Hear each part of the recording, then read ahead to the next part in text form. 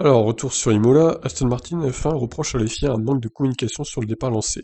Vettel et son équipe s'attendaient à un départ arrêté. Bah, moi aussi je m'attendais, c'est dommage qu'ils aient fait un départ lancé du coup. J'étais un peu déçu, ça aurait été marrant un départ arrêté. En tout cas, Aston Martin, ils aiment bien critiquer la FIA en ce moment. Vettel a trouvé un nouveau point de dissension entre lui et les commissaires. Après le drapeau rouge, il a été décidé pour des raisons de sécurité de faire repartir la course derrière la SC, et non d'avoir un départ statique comme cela est désormais possible après un drapeau rouge. Le pilote Aston Martin a confié aujourd'hui son incompréhension sur ce choix pourtant sécuritaire de la FIA. J'étais 100% sûr que la course reprendrait avec un départ arrêté. Je ne sais pas pourquoi c'était un départ lancé.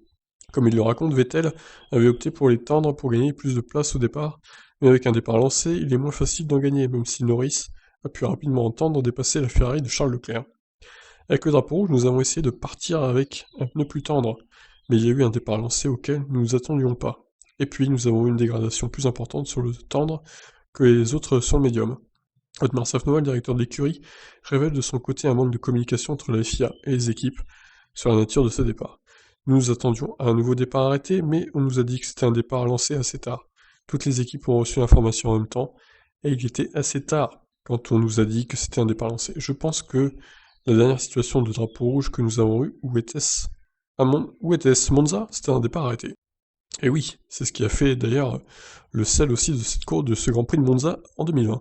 De nouveau dans le viseur, Michael Masi, directeur de la course de la FIA, s'est justifié en rappelant que toute procédure avait été respectée. Généralement, nous pouvons choisir soit un départ lancé, soit un départ arrêté une fois que les voitures ont effectivement quitté les stands. Et donc à cette occasion, nous avons fait le choix au 7ème virage, je crois, ou à peu près. Les feux de la voiture de sécurité se sont éteints et le RS s'est affiché sur les écrans, ce qui est la procédure stipulée dans le règlement.